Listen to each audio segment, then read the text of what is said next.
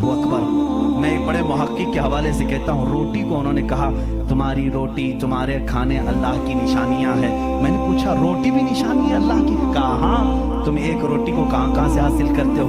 अनाज खेत से लिया, फसल जब आई उसको कुटाया, पिसाया, आटा बनाया, फिर घर में लाया, गूंदने के लिए दिया, आटा गूंदा गया, रोटियां बेली गई, तवे पर रखी गई, बन गई।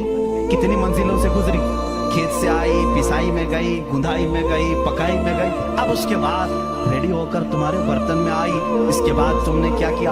अब तक सब तुम्हारा इख्तियार चल रहा है, तुम अपनी मर्जी से कर रहे हो। गेहूं का लाना है, जौ का लाना है, जवार का लाना है, किसका लाना है, तुम्हारी मर्जी। आटे से कितना गूंदना है, नरम गूंदना है, मोटा गूंदना है, तुम्हारी मर्जी। रोटी मोटी पकानी है, पतली पकानी है, तुम्हारी मर्जी। रोटी पक जाने के बाद 4 टुकड़े करने, 5 टुकड़े, 2 टुकड़े, तुम्हारी मर्जी, सब तुम्हारी मर्जी है। इसके बाद तुम चबा करके खा गए, उस रोटी को चबा कर खा गए, निगल गए।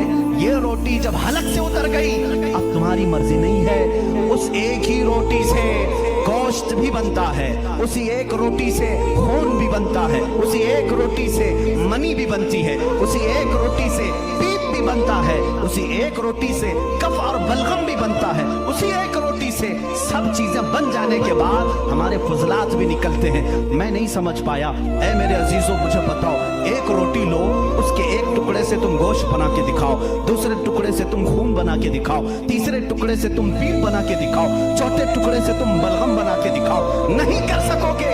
इसलिए कि सिर्फ गूंदने पकने तक तुम्हारी मर्जी चलती है, हलक से नीचे उतर जाने के बाद खुदा कदीर जब्बार का निजाम चलता है।